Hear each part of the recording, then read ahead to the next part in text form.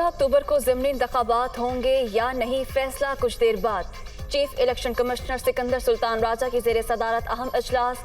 Chief secretaries, police के IGs, secretary दिफा और दाखिला की सिक्योरिटी सूरत हाल पर ब्रीफिंग।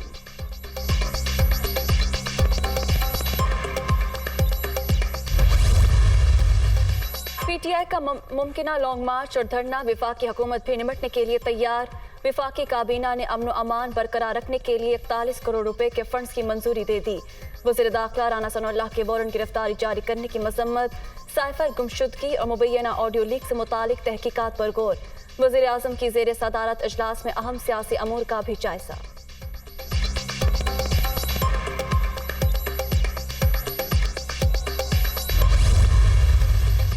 नैब कानून में हालिया तारामीम के खिलाफ दरख्वास्त पर समाअत, मुआशी पॉलिसीज को देखना सुप्रीम कोर्ट का काम नहीं। नैब कानून में नकाइस मौजूद हैं। कुछ कारोबारी शख्सियात भी नैब से मायूस हुई। नैब तारामीम में कुछ चीज़ों से कुछ फ़ायदा भी हुआ। कुछ तारामीम ऐसी भी हैं जो संगीन नौयत की हैं। प्री बार्गेन और 500 मिलियन रुपए की हद मुकर्रर करने से मुल्ज़िमान को फ़ायदा हुआ। दौरान समाअत चीफ जस्टिस उमर अता बंदयाल के रिमार्क्स।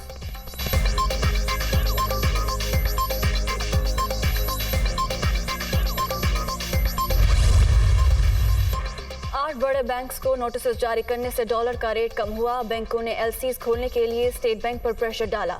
वज़ीर खजाना ने एलसीज खोलने के लिए एनओसी लाज़मी करार दिया। डॉलर की कदर में कमी की वजूहात सामने आ गईं। वज़ारत खजाना की स्टेट बैंक को डॉलर बाइंग और सेलिंग पॉलिसी बनाने की हिदायत।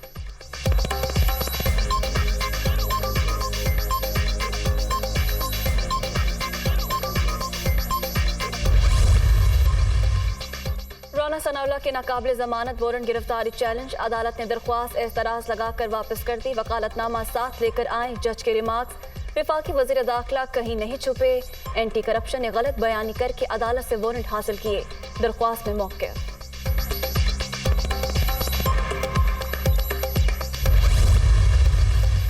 तहरीक इंसाफ का ननकाना साहब में अवामी ताकत का मुजाहिरा, स्कूल ग्राउंड में जलसा।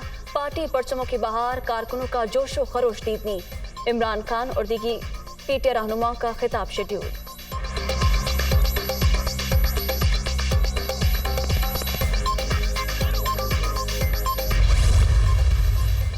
वज़ीर आला पंजाब निजी दौरे के बाद लंदन से लाहौर पहुंच गए। मुखालिफिन प्रोपेगेंडा करते रहते हैं।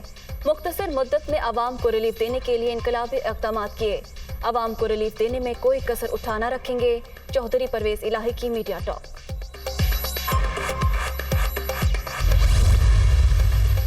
Dengue out of control, Khyber Pakhtunkhwa में एक और शख्स जाँ बहक। तादाद 10 हो गई। सूबे में मजीद 455 केसेस रिपोर्ट।